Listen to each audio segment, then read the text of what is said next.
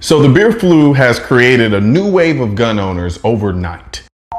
Colion Guns, how can I help you? From New York to California. With everything rapidly declining, it's now or never. To Colorado. A little bit of maybe I won't be able to get it tomorrow, a little bit of uncertainty. Gun sales around the U.S. shooting sky high. They're like literal zombies. They don't care. They just want something. Because of this, I'm pretty sure Senator Palpatine, Mumble Mouth Joe, Cruella DeVille, Butthead, and Miss I Want to Speak to Your Manager are all losing their minds right now. Personally, I love it. Not exercising your God-given right to defend yourself is like having a multi-million-dollar trust fund and never spending any of the money. That being said, a lot of you first-time gun owners have no idea what to do next after buying your gun. So I'm here to tell you the 7 things you should do after buying your first gun. First things first, learn the 4 rules of gun safety. In short, don't be this guy. The safety violator. For obvious reasons, the safety violator is the most terrifying personality at any gun range. They habitually and effortlessly break every safety rule known to man. Just gonna put it back in the case. In their personal life, they can be the most competent and brilliant person in the world, but put a gun in their hand, and it's like they become remedial.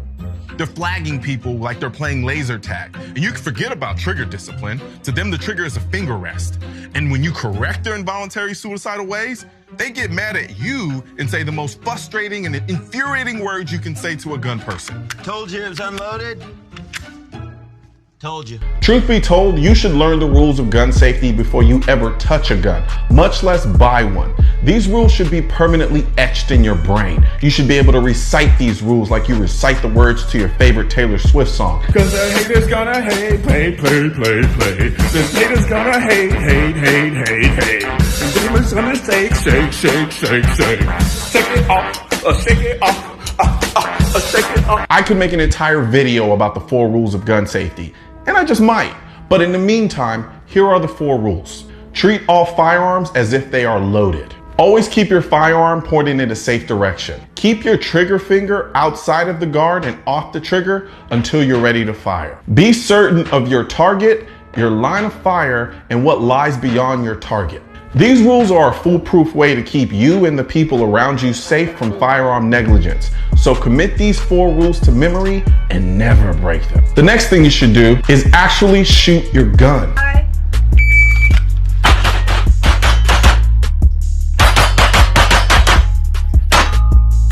One shot in that guy's blood, he's wounded. Finish him. Which one? You know who you are. You buy a gun, throw it in a drawer, and never touch it again. Don't do this. The first time you shoot your gun should not be when Pookie, Jesus, Chang, or Chad is trying to break into your home. 3 bold criminal suspects caught on tape, allegedly terrorizing an Arizona family in a horrific home invasion. This video, recorded by the homeowner's surveillance camera, is graphic. It shows 2 men approaching a Tucson home. According to police, they offered first to do some yard work. Then suddenly one man grabs the homeowner and grips him in a chokehold. The second man begins beating him. 2 other people come out of the home and are immediately forced back inside at gunpoint. A gun is a mechanical tool, and mechanical tools don't always work the way you expect them to. In an ideal world, you would first shoot the gun you're interested in and then buy it. But I get it. Guns and ammo aren't cheap. But if nothing else, after you buy your gun, go to a shooting range and shoot at least 1 magazine of self-defense ammo through your gun. Trust me, I've shot a lot of guns, and I've seen every single type of gun fail for some reason. As you can already see, I have issues. Alright.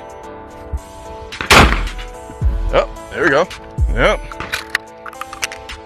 Sometimes it's the magazine, sometimes it's the gun, sometimes the person shooting the gun doesn't have enough hand strength to grip the gun hard enough to make it run reliably. Yes, that's a thing. Hell, you may even realize you don't even like the gun. Finger off the trigger, finger off the trigger. All right. You wanna do it again? Oh, no, not really. But you won't ever know any of this until you shoot the gun.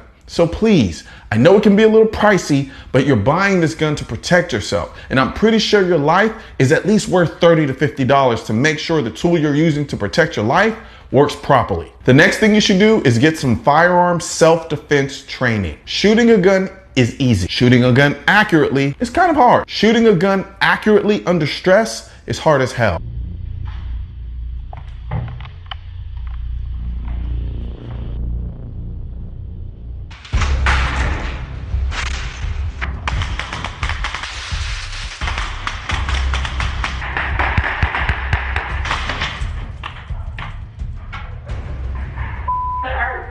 However, finding someone that can teach you in a relatively short period is actually pretty easy. There are so many firearm trainers in this country, it's insane. And I mean that in a good way.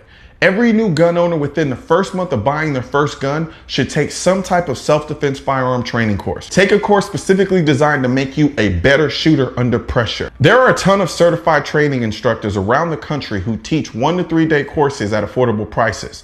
You'll be surprised how much improvement you can achieve in a 1 to 2 day of instruction. Trust me, there's nothing like the confidence you feel knowing you can pick up your gun and use it accurately under pressure. The next thing you should do is learn the laws. Trying not to break gun laws in America can be like navigating a legal minefield.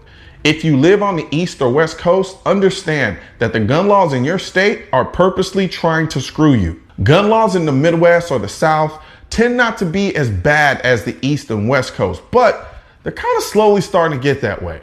Either way, make sure you get at least a surface level knowledge about the gun laws in your state. If you plan to bring your gun with you when you travel to other states, please, I implore you, learn the laws in that state as well, because gun laws can vary drastically from one state to the other. That being said, learn the gun laws in your state.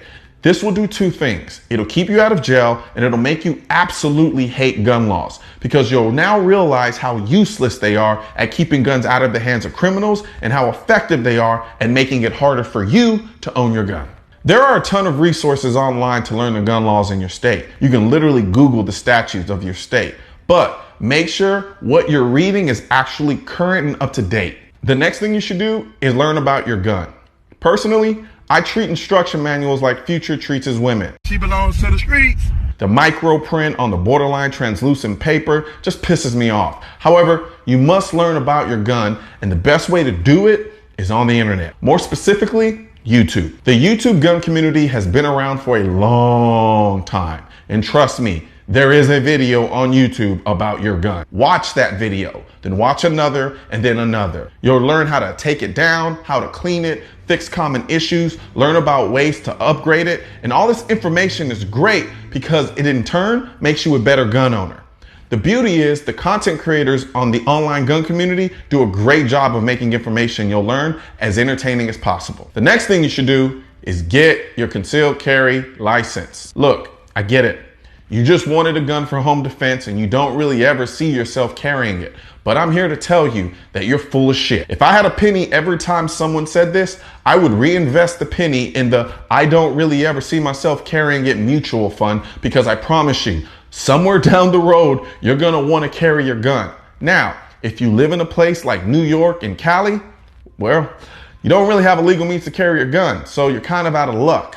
Yes, I know it sucks, but that's what happens when you live in a communist, not so gun-friendly state. All things considered, if you are in a position to get a concealed carry license, don't hesitate, don't wait, don't think about it, just do it. Now understand this, carrying a gun and keeping a gun at your house are 2 different dynamics. Carrying concealed or open carry, if you're nasty, comes with its own set of responsibilities and expectations. Honestly, it can be a little overwhelming. However, you're starting now and things have gotten a little easier. When I first got into guns and started carrying, the resources that are available now weren't readily available then. Now you have organizations like the USCCA, which is basically a one-stop shop for everything concealed carry and self-defense with the firearm, with the added value of providing a self-defense insurance. Yeah, I literally mean insurance. Put simply, if you're a member of USCCA and you have to use your gun in self-defense, they'll provide the lawyers, bail you out of jail, and help you throughout the criminal and civil court cases you may likely find yourself in. I'm a lawyer. I could probably do my own case, but I'm still a member of USCCA because of the wealth of information, the training, and just the reassurance that I have access to legal minds that focus on self-defense. It gives me that added level of security.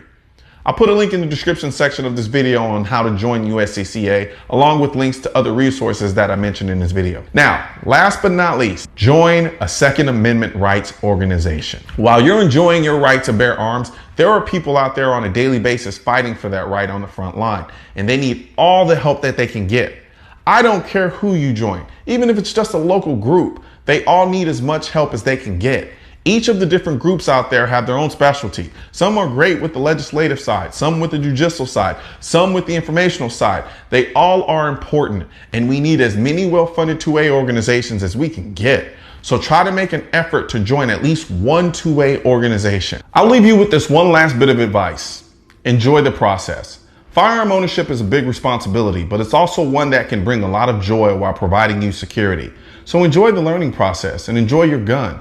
I know the news and politicians tell you that the gun is this evil piece of metal and plastic, but I've been a gun owner for over 15 years now, and it's brought more joy to my life than I can ever imagine. So get into the sports side of firearm ownership, get into the hunting, get into the tactical training and the recreational. It's not just a tool to keep you safe. It can also put a smile on your face. Right now, there's a culture war against the Second Amendment, which is why I need your help spreading our message to counter their message. Let my voice be your voice, and let them know that you want to keep America tactical. Because the right to keep and bear arms shall not be infringed wasn't a suggestion, it was a directive. Also, if you're wondering where to get your I will not comply, I lost all of my guns in a boating accident, the AR-15 is protected by the Second Amendment, and your state-specific Keep America tactical shirts, click the links in the description section of this video.